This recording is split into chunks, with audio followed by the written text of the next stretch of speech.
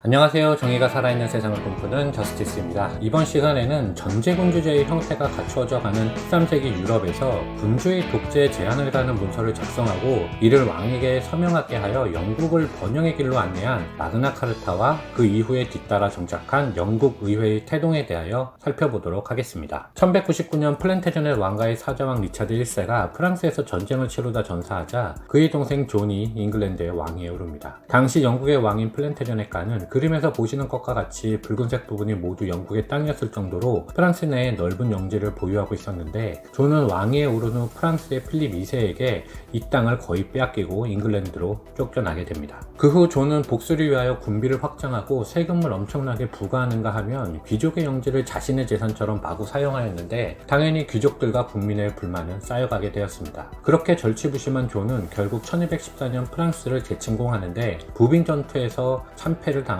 잃어버린 영지를 되찾고자 하는 희망도 물거품이 되어버립니다. 프랑스 원정이 실패로 돌아가자 귀족들의 인내심은 한계에 다다랐고 1215년 봄 캔터베리 대주교의 지지를 얻은 귀족들은 왕의 반기를 들기 시작했습니다. 그해 6월 반란 세력은 왕의 거친 윈저성을 포위한 채 압박하였고 용병들이 모두 도망쳐버려 대항할 수 없게 된 존은 휴전을 요청할 수밖에 없었습니다. 귀족들은 존 왕의 목을 베어버리고 새로운 왕을 추대할 수도 있었지만 휴전을 받아들입니다. 그 이유는 새로운 왕을 찾는 것이 꽤나 어려운 일이었기 때문입니다. 따라서 그들은 강령의 성격이 있는 문서인 마그나 카르타에 왕의 서명을 받음으로써 그들의 권리를 되찾기로 합니다. 1215년 6월 15일 템스 강변의 러미니드 초원에서 존 왕은 마그나 카르타에 서명을 하는데 마그나 카르타의 귀족들의 새로운 요구사항은 전혀 없었습니다. 마그나 카르타는 단지 선왕 때부터 불문율로 전해져 온 왕과 귀족 간의 관계를 명확하게 규정한 법률 문서였을 뿐이었죠. 마그나 카르타의 내용은 왕은 귀족의 동의 없이 마음대로 세금을 징수할 수 없고 합법적인 판결 없이 시민을 체포할 수 없으며 타인의 재산을 빼앗는 행위도 금지되고 국민의 목숨도 판결 없이 뺏을 수 없다는 것이었습니다. 그리고 헌장 말미에 국왕이 이를 어겼을 때에는 귀족들이 국민과 함께 모든 수단을 써서 이를 바로잡을 수 있다 하여 저항권을 인정한 것이죠. 바로 이 두 가지 원칙, 즉 재산 및 인권의 보장과 저항권의 인정이 마그나 카르타의 핵심이라 하겠습니다. 겉으로는 마그나 카르타에 서명하였지만 실제로는 한 번도 마그나 카르타를 인정하지 않았던 존 왕은 1년 후인 1216년에 병사하게 되고 그 후임으로는 아들 헨리 3세가 왕위에 오릅니다. 헨리 3세 역시 아버지와 같이 시민들에게 고액의 세금을 거두어 대륙 정벌에 나서지만 승리한 적이 없었던 무능한 왕이었습니다. 그는 1258년 시칠리아 원정 때 필요한 군비를 모으기 위하여 옥스포드에서 의회를 소집하였는데 귀족들은 이 기회에 반란을 일으키기로 하고 레스터 백작 시몽 드 몽포르가 주도하여 쿠데타를 일으킵니다. 그들은 헨리 3세에게 군비를 지원하는 대신 왕권을 제한하는 조항이 있는 옥스포드 조례에 서명할 것을 요구하였습니다. 이 조례에는 국정을 처리할 때 15인으로 구성된 귀족위원회의 동의를 받아서 처리하도록 규정하고 있는데 여기서의 귀족위원회를 다른 위원회나 의회와 구분하기 위하여 프랑스어에서 유래한 팔리아먼트로 부르기로 하였고 그 이후부터 이 말은 영국의 의회를 뜻하는 말로 쓰이게 되었습니다.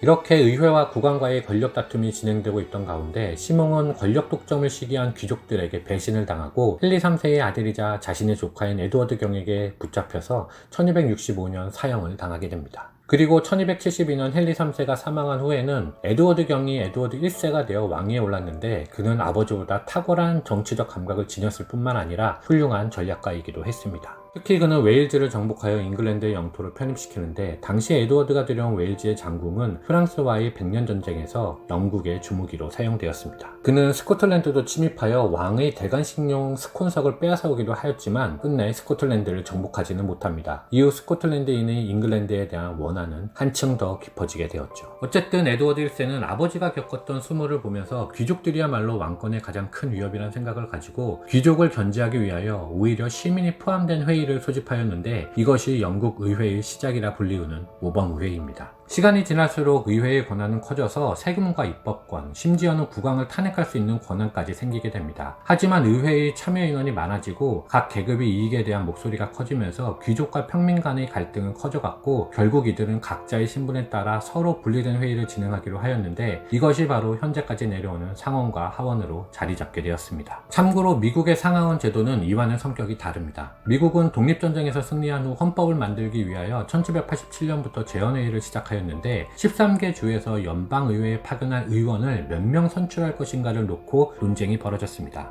이때 인구가 많은 주들은 당연히 인구수에 비례하여 의원수를 정하자고 하였고, 인구수가 적은 주들은 이 주장에 결사반대하였죠. 결국 의회는 양원제로 하되 하원은 각 주의 인구 비례에 따라 선출하여 인구가 많은 주를 배려하였고, 상원은 인구에 상관없이 모든 주가 2명씩 파견하는 것으로 하여 인구가 적은 주를 배려하였습니다. 정리하면 영국은 신분의 차이로, 미국은 인구수의 차이로 각각 상원과 하원으로 나누었다라고 보시면 될 것 같습니다. 마그나카르타는 시간이 지나면서 역대 국왕들에 의하여 여러 차례 파기되기도 하지만 수세기 동안 그 명맥을 유지하면서 영국의 의회 제도를 지켜왔습니다.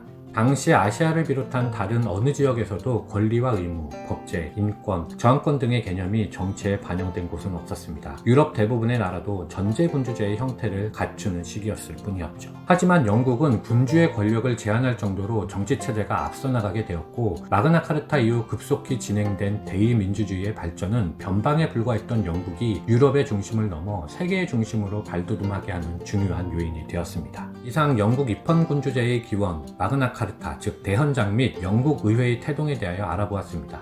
영상이 도움이 되셨다면 구독과 좋아요 한 번씩만 부탁드리겠습니다. 감사합니다.